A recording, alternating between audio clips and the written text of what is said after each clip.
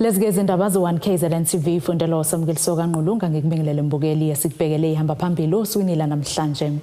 Utholwe eqhitshiwe obenyamalele indlu enkulu ibhodla umlilo ngekamaskandi kanti ANC imashele emhlathuze. Usashaqekile kumphakathi waseMlaba Village eHammersdale eThekwini kutholakala ke isidumbu somfana bese kunesikhathi ke esingangezinyanga ezintathu anyamalala sincwatshiwe. Namuhla ke kubuye isidumbu salomfana ngosizo lwezinja zamaphoyisa ophiko lweK9. Usale ukhungathekile umphakathi waseHammersdale esigodini saseMlaba Village kulandela ke ukuvunululwa kwesidumbu somfana olahleke ngenyanga kaMeyi. Ngokusho komndeni lo mfana wahamba ke nabangani bakhe. Sizocela ke mbukeli yena ke umthobelo wethu asikhombise njengoba ke namhlanje abezimo eziphuthumayo noma ke izimo ke ezokutakula embukeli bembile ngosizo ke lwezinja zayo iK9 lapho ke bethole khona ke isidumbu sakhe ke lo mfana kanti ke umphakathi embukeli usale ukhungathekile. Sizokhuluma ke nalo ke ilungu lomndeni elizosicacisela noma ke lisibikele kabanzi ngokwenzekile. Mhlawumbe sicela nje sibingelele bese sicela ukuthi usicacisele ukuthi njengoba sila kwenzakaleni.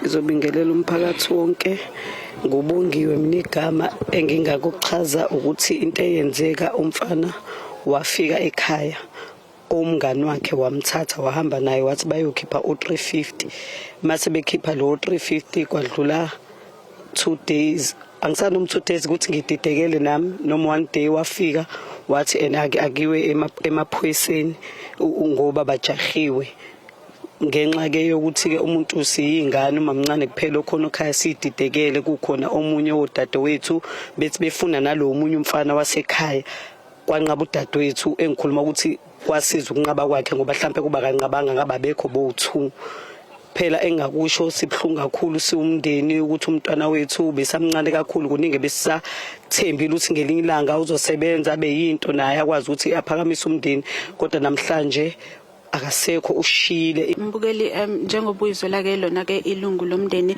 mhlawumbe ke sizocela ke yena ke okukhulumela umphakathi ozosibekela nje esithombeni ukuthi mhlawumbe kuyona le ndawo mhlawumbe kungabe isimo esifana nalesi mhlawumbe siyaqala yini ukwenzeka ma sikubingelele mhlawumbe sicela sibeke esithombeni ukuthi isigameko lesi sifuze lesi siyaqala yini ukwenzeka nokuthi nizizwa kanjani njengomphakathi. Ngibingelele umphakathi wonke nomndeni wakaZungu. Isigameko esinjengalesi eMlaba Village siyasiqala ngqa kushaqise nje wonke umphakathi isimo esenzekile. Sibhlungu kakhulu umphakathi sizamile ukubambisana nomndeni wakaZungu ukuthi ekugcineni ukuthola ubulungiswa. Siyabonga ke kodwa ukuthi namhlanje ekugcineni ubulungiswa bugcine benzekile emndenini wakaZungu nasemphakathini nje wonkana. Isihlukumezile indaba yokuhamba kamfana osemncane alikhibala esilaziyo ngomfana akukho la kwake kwahlangana ngisho khona iforum ngelinye ilanga thiwe umfana uyajeziswa ngento errong mhlawumbe ayenzile. Ingakho ke thina njengomphakathi waseMlaba Village sithi umntwana ube umntwana obeziphethe kahle. Laba abasolwayo mhlawumbe abantu abaphila kanjani mhlawumbe labantwana bekunayo into ethi babuye baba abantwana abangalungile.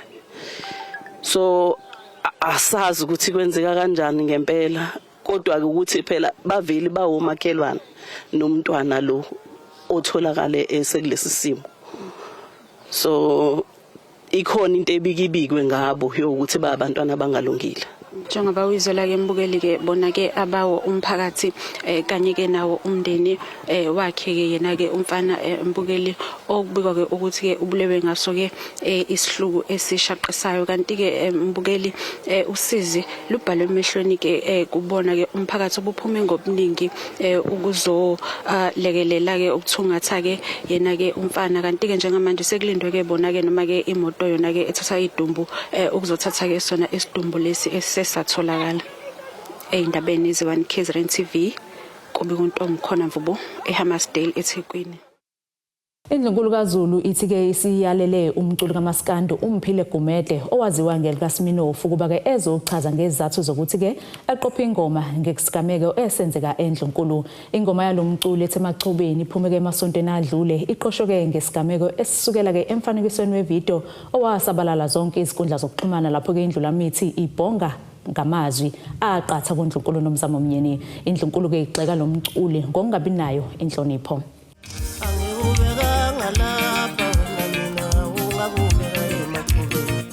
Lena iyona ngoma ethi Emachobeni ephume ngesonto ledlule kamculi kaMaskandi uMphile Sminoff Gumede ayiqambe kulandela isigameko esenzeka eNdlunkulu esifaka phakathi isilo imizulu kaZulu ithini. Le ngoma lo mculi simfaka obishini njengoba iNdlunkulu kaZulu ithi izombiza kanye-ke nenkosi yakhe ezoqondisa isigwegwe. Ngithi angikhulume ngibhekise engomeni kaSminoff esanda kuphuma nje cishe erelease ngoLwesihlanu. iNdlunkulu yonke kaZulu iyakuvuma ukuthi kukhona okwenzakalayo kodwa kungeke sekulokhu kukhulunywa ngakho noma kwenziwa ingoma. Ngakho uSminoff lokho akipheleyo nenkosi yakhe naye uqobo uzobizwa eNdlunkulu ba azobeka ukuthi wayekwakusho ngaziphi izathu. Ngemuva kwesigameko esabeke siqukethwe yividiyo yayiqoshwe yashicilelwa ngaphandle kwemvume, iNgonyama yavuma ukuthi eyikubhodla kwakuphambene nendlela okwakufanele iziphathe ngayo phambi kwabantu bayo. iNdlunkulu igxeke kakhulu kwelomculi kaMaskandi ngokungabi-ke nayo inhlonipho ngokuqhubezela phambili isimo okungafanele siveleleke emphakathini. Kusiphethe kabi-ke ukuthi uSminoff abese egcaluza ngakho edlisela ngakho enzela ukuthi iCD yakhe ithengwe. Ngakho-ke simthathele inyathelo uba simbize, hayi ngoba sizolwa naye ngoba sisolthi bekungafanele nje into eyenzakala eNdlunkulu abese yenza ibalula agculaza isilo ngalendlela ayenze ngayo. Ey'nsukwini nje lezi cishe zizodintana nenkosi yakhe bese simbizela khona emashobeni. Ethintwa lo mculi ngalolu daba uthi ubengawutholi kumbiko ombizela komkhulu. iNdlunkulu kaZulu ivumile ukuthi-ke nakuba izobe isingenawo amandla ukuba ke le ngoma ihoxiswe, kodwa kithi izoba nayo indlela yokumjezisa ngesenzo sakhe. Ezindabeni ze-1 KZN TV kuba iNkosi Mthembu eRichards Bay.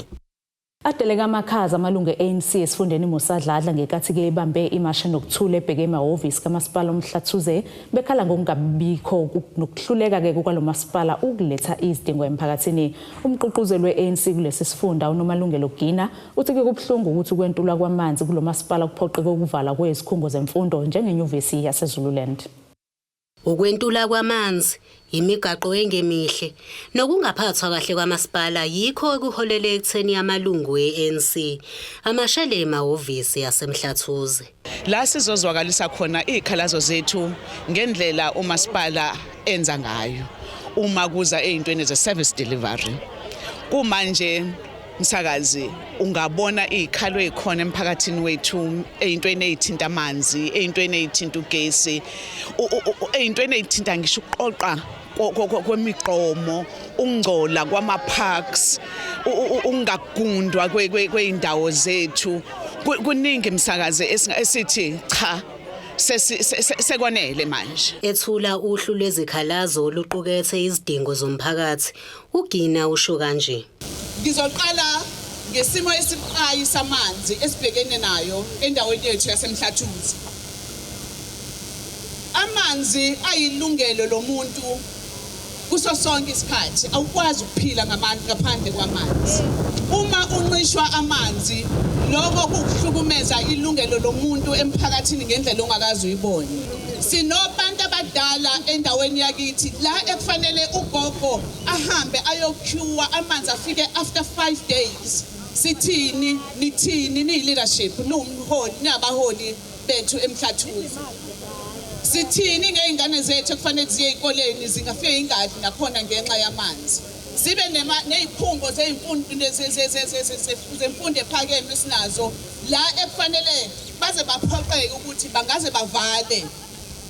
nalapho sincisha amalungelo sincisha lento umphakathi wethu kufanele ngabe uyayithola yilungelo lethu lelo masipala and asihlonizi ngalo uma singawathola amanzi nihleli lana nisoke nithi umphakathi wethu uphila ngani umasipala uyacabanga yini ukuthi uma kumnyama eindaweni zethu hayi ukuthi kumnyama nje endlini kuphela sithini ngobugebengu obukhulayo la esithi siyazama ukuthi ubugebengu behle ngesikhathi kumnyama akunina yini masipala enitshala ukuthi igebengu yitanase ikwazi ukwenza ngendlela ezenza ngayo siqhubeke sinama potholes engakaze siwabone uqhube ethi kabaphiki ukuba balithola ithuba lokuphatha lo masipala beyi-ANC Siwu5 years manje uphethwe iIFP bangene kukhona inkinga ebese ilungiseka kodwa kunoma sibona inqubekela phambili emsakazi sibona ukuhlehla ongakazi ukubona asikaze sibe nedolobha elingcole nala esimkhona umsakazi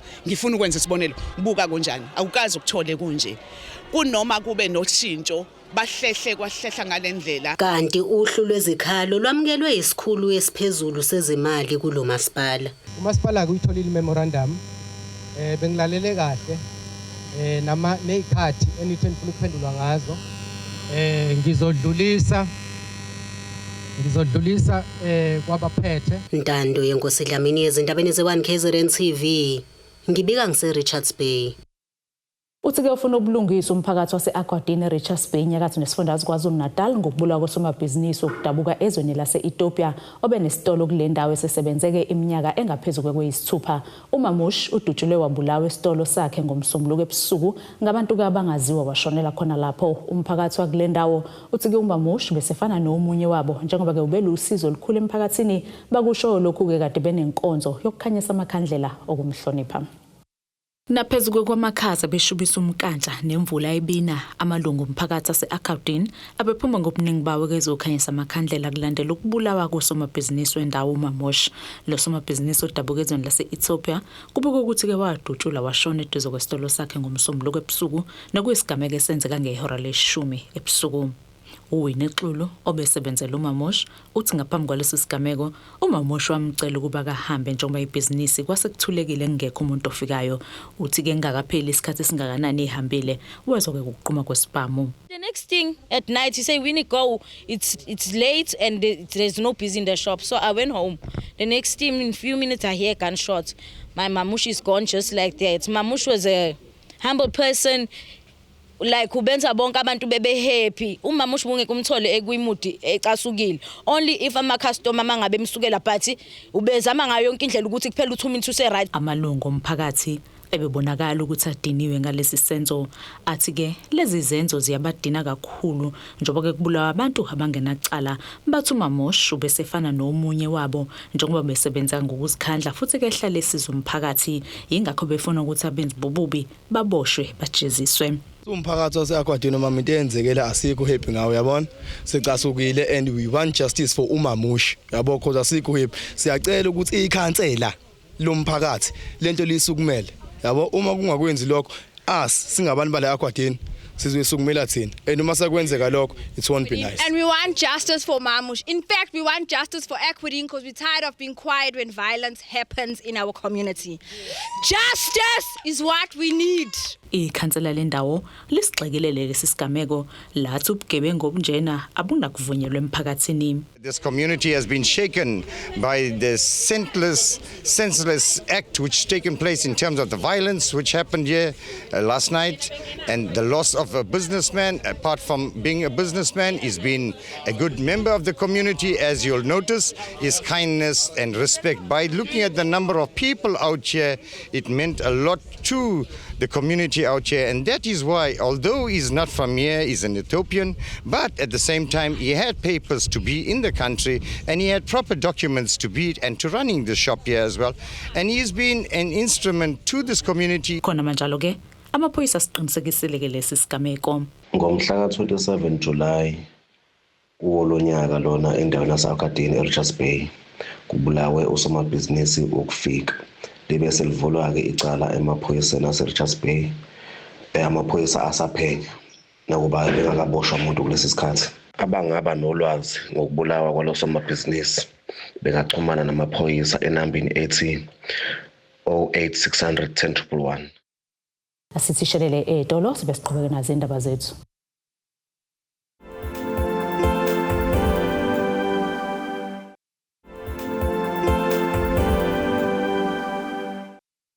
Asikwamukele mbukelezo indaba ze1KZN TV nazo kuyizona ehamba phambili usuku namhlanje.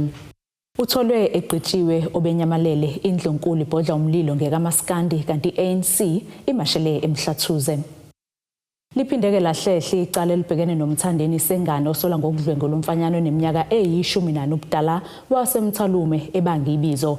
Lo mfanyana naye wabanjwa edlengula umfowabo oneminyaka eyi7 ubudala. Inkantolo kaMantshi yaseMzumbe ithi kuphenyo kuleli icala alukaqedwa kanti komsolwa uzoqhubeka nokubhadla ngaphakathi ejele njengoba ke enqatshelwa ibhayili. Lihlehlile icala elibhekene nomthandeni sengane osolwa ngokudlwengula umfanyana oneminyaka eyi14 ubudala wasemthwalume bangibizo. Lona ubevele kafushane enkantolo kaMantshi yaseMzumbe ebhekene naleli icala. Inkantolo ihlehlisile ukuqala kokuqulwa kwecala likamthandeni njengoba kuthiwa kusaqhubeka uphenyo. Kuzokhumbuleka ukuthi umsolo ubekwe icala leli lokudlwengula nje yingoba umfanyana oneminyaka eyi18 naye wadlwengula umfowabo oneminyaka eyi7 ubudala. Kuthiwa ngesikhathi ebanjwa lo mfanyana waveza ukuthi naye udlwengulwa umsolo. Owenhlanganelo lamalungelo abantu besifazane nezingane abebekhona enkantolo kuzokweseka umndeni uthi bajabula ngendlela umthetho oliphethe ngayo leli icala. Isigameko senzeke kuona lo nyaka esikuwona isigameko sokunukubezwa kwalo umncane ona 7 then ke sase siyalandelela ke ngoba ngendlela okwayixoxa ngayo lona 7 ukuthi wenzani lona 14 ila salandelela khona ke sathola ukuthi cha nayi lona 14 uhlukumezekile ila sifika khona ke sekutholakala ukuthi ke indaba inomthandeni ngendlela umthetho engubona uyiphethe ngayo icase yamthandeni sijabule kakhulu ngoba ibail cha impela ayimfanele futhi akayideserve at all. Uthi kubukeka sengathi ziyanda izigameko zokudlungulwa kwabafana. Ake sibheke ingane zabafana ziyanukubezwa kakhulu. Njengoba sila enkantolo nje nginenye icase engisebenzayo khona la eMzumbe eMthwalume ya 5-year-old naye onukubezwa umfana ona 16. So lento yokunukubezana kweingane zabafana angathi yandile kakhulu. Unxusa abantu besilisa baphumele obala uma behlukumezeka. Okunye ngizokusho nje ukuthi nabantu besilisa bahlukumezekile kakhulu ngiyacela ukuthi baphumele obala bakhulume because abantu besilisa bayanukubezwa emonth ago ukhona umuntu wesilisa ke wangibikela ukuthi uyanukubezwa abantu besilisa abasabayo kepha angikwazanga umsiza ngoba nawe uyasaba ukukhuluma ugcine sesaba ukukhuluma. So ngizosho nje kobhuti bami omalume izingane zakwethu ngiyacela ukuthi niphumele obala ngoba lento yokunukubezwa abantu besilisa angathi isiyandile kakhulu. Uthi isimo kubantwana abahlukumezeka asikho sihle neze.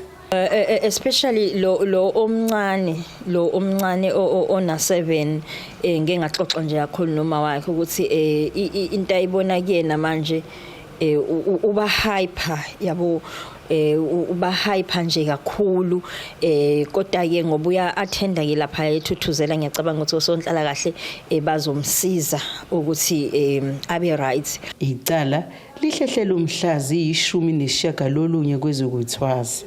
Lo mbiko benwethulelo zamando sicele wezindaba ze1KZN TV ngisenkantolo eMzumbe. Umhlazi wezepolitiki ozimele uSibongiseni Mdlalosi uthi ukufaka incwadi yokusula kwenhloko yeIDEC uAndrew Johnson kukhombisa ke ingcindezi ayithola kwemadla ngakhomishini nokushiyeke abaningi beshaqekile njengoba kunezinto eziningi azenzile etholeleke ezinye izikhulu zingawutholi umsebenzi noma zixoshiwe. Ekhuluma ke neithimba lezindaba uMdlalose uphinde waveza ukuthi ke noma esesulile uJohnson kodwa uzoqhubeka nokwethula ubufakazi aphinde ke afakelwe namacala yilezi izikhulu azixoshisa. Kubukeka inhlanzi ishelwe ngamanzi kwinhloko ye-IDEC u-Andrea Johnson ogcine efaka incwadi yokwesula emsebenzini ngenxa yengcindezi ayithole kwimadlanga commissioning.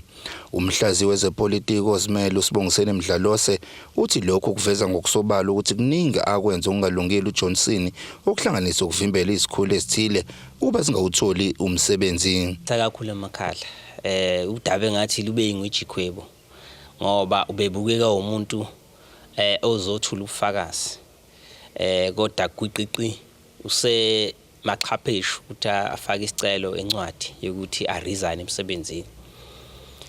Lokhu ke kuhamba nengcindezi eningi ayitholile ngoba imadlanga commission yagadla ayidlali. Ufakelwe incwadi yokuthi aphoqwe ukuthi azofakaza ngoba yena ubefaka incwadi ukuthi uyagula. Wanikezwa ke leso sikhathi kodwa kufanele kucace ukuthi vele ubephoqiwe ukuthi afike azofakaza. Kodwa kumangaza kakhulu ke manje ukuthi uphuthume kakhulu indaba yencwadi emva kwengcindezi esimenza ukuthi wagcina ese confessa ukuthi wenze ezinye zezikhulu ezisebenza ngaphansi kwakhe kwe-IDEC ukuthi zigcine umsebenzi zingawutholi, ezinye zigcine sixoshiwe emsebenzini ngenxa ye-information ebe wrong ayifakile ngebona engelona iqiniso. Okwenza ke manje ezinye futhi insolo ukuthi kungabe u-advocate Andrea Johnson ngobani laba ayebavikela. Nakubo Johnson sesulile emsebenzini kodwa kulindele ukuthi aqhubeke nokuphekwa ngemibuzo phambi kwecommissioning nokuzoveza iqiniso ngokuthi ngabe obani laba ayebavikela kanti nesikhulu azivimbela uba zithole umsebenzi kulendele ukuthi zifake amacala abhekiswe kuJohnson. Zayinile uhlelo lolu liseceleni lolu la ngapha lemadlanga commission azoqhubeka usazobhekana nomthetho afakele ngisho amacala ke manje ngoba uphule umthetho njengoba sezizwile ukuthi umolekwe o involved la useqalile usehleli nabameli bakhe ukuze afake amacala abhekene naye ngoba uze wakhishwa emsebenzini ngenxa yalezi insolo eseziphuma khona kwimadlanga commission. So lokho kuzodala ke okukhulu uxakaxakazesa ngokwesepolitiki ngoba kungenzeka ukuthi kunezikhulu ezinkulu ngokwezepolitiki, kungenzeka ukuthi kunezikhulu ezinkulu engaphandle ezisebenzisana nosopolitiki ebezi involved. Konke ke lokho sizokuthola ngemphumela ye-report yayo emadlanga commission. Kulendele ukuthi okuningi kucaca emva kombiko ozokhishwa imadlanga commission njengoba umengameli wezwe Cyril Ramaphosa alula isikhathi sokusebenza kwale commission. Izindaba zenziwa KZN TV bikuthi abantu maphumulo eMkungundlovu. Itholakele ithuba liyingqayizivele intsha yasemkholombe u-20 ngaphansi masipala iReinkonye njengoba ke betheleke ngolwazi kwezifunda abangazenza masibephothuleke uMatikletsheni owenhlangano aphelele ngwadla uthi ke balekelela abafundi ukufaka izicelo kwizikhungo zemfundo ephakeme uthi ke abasizi kuphela abafundayo kodwa ke nalabo abangasebenzi babalekelela ukwenza ukufaka izicelo okwama-CV. Inhlangano aphelele ngwadla ithi lekelela abafundi bakaMatikletsheni ukuthi bafake izicelo zokufunda ezikhungweni zemfundo ephakeme. Bathi abagcini ngokulekelela abafundi kuphela kodwa nabangasebenzi bayabasiza ukwenza ama-CV. Lentsha ibihlangene endaweni yasemkholombe ku-Ward 20 ngaphansi kwamasipala iReinkonye. Esikwenzayo for namhlanje size la ukuzolekelela isikakhulukazi abantu abasha abafuna izikhala zokufunda kuma-tertiary kuwona wonke ama-tertiary institution, ama-colleges, ama-universities senza lawo ma-applications. Abanye esebeke ba-applya siba-checkele ukuthi mhlawumbe ama-status wabo akanjani. But basically okusilethe la kakhulu kuwukuthi sibuka ukuthi intsha especially ehlala la ewadini igcina zingekho izikhungo zahulumeni noma la ingakwazi ukuthi lekeleleke khona. Uthi abangasebenzi babalekelela ukuthi benze ama-CV ukuze nabo bakwazi ukufaka izicelo zomsebenzi. Bese ke abanye ke abakhona la abezanga ukuzofuna izikhala zokufunda kodwa kuyibantu mhlawumbe abanye abagcina mhlawumbe umatric wabo ngekho muhle, abanye bagcina bengaphasanga kumatric, so bayabantu abafuna imisebenzi. So siyabalekelela ukuthi bakwazi ukuthi benze ama CVs mhlawumbe angakwazi ukuthi abakhulumele kangcono mangabe befaka izicelo zemisebenzi kuzona zonke izindawo mhlawumbe laba ngakwazi ukuthi bafake khona izicelo zemisebenzi. Abanye ke abanawo matric but abangenayo interest yokuthi bahambe baye ema universities, so sibese sikwazi ukuthi siba advise ukuthi ukuphi mhlawumbe okunye abangakwenza ukwenza ukuthi mhlawumbe icareer yabo ithi kubangconyanyana kunamanje. Uthi umphakathi abahlala kuwo ukhungethe ububha kanti ziningi izingqinamba ababhekana nazo. Izingqinamba zabantu especially abantu abasha abahlezi la ngizazi njengoba ngizazi, so I know ukuthi ezinye zezingqinamba ababhekana nazo that even worse kunalezi mina engabhekana nazo. So it's beyond ukuba nedata but ukuthi sifuna nokuthi sivuselele ithemba kubona ngoba mhlawumbe mengizophuma kancane uzokhumbula ukuthi indawo lehlala kuyona indawo ehlezi iphuma mhlawumbe kuma TV nasemaphepheni ngezinto mhlawumbe ezingekho zinhle ngayo indawo. So inhloso ukuthi sibuyisele ithemba ebantwini abasha basakhula abasengakwazi ukuthi babone okunye okuhle abangakwenza empilweni.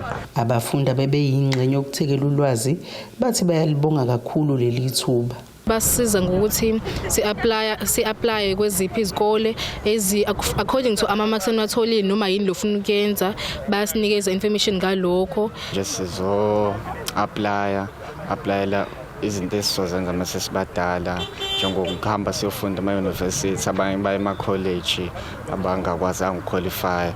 So njengoba ngilana namhlanje nami bengizodinga usizo mayelana noku-apply ngoba bengakaze ngi-apply ngaphambilini. Lo mbiko beniwethulelo Zamando Sicele wezindaba ze1 KZN TV ngisemkholombe.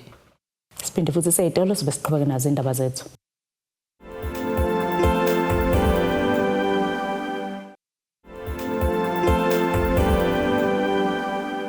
Sabukele zona indaba ze1 KZN TV sikukhumbuze ke bekuyizona beyihambe phambili osukwini namhlanje.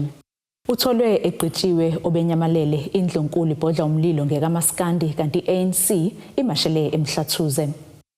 Ake sibheke ngosini yezomnotho.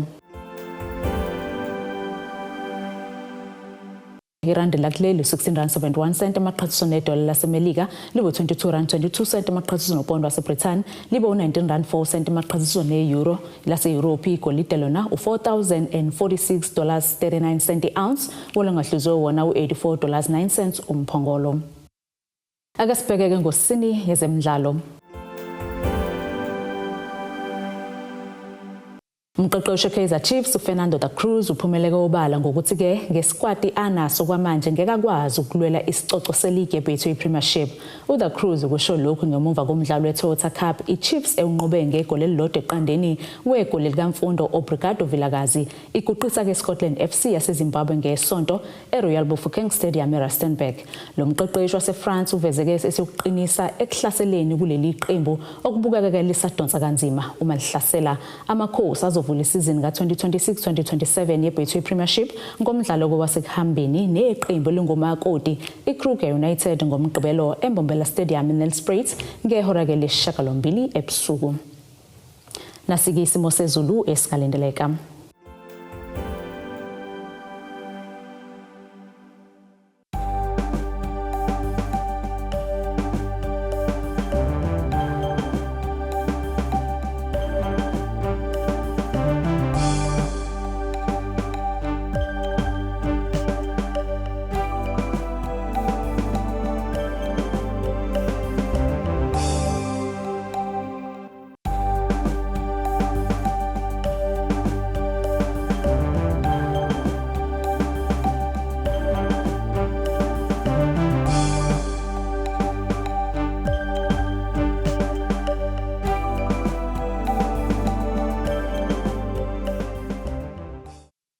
Bukelize yaguqe bese kuphathele zona osukwini namhlanje nawe sophinde sihlangane kusasa futhi ngasisikhathi esifanayo nesale kahle.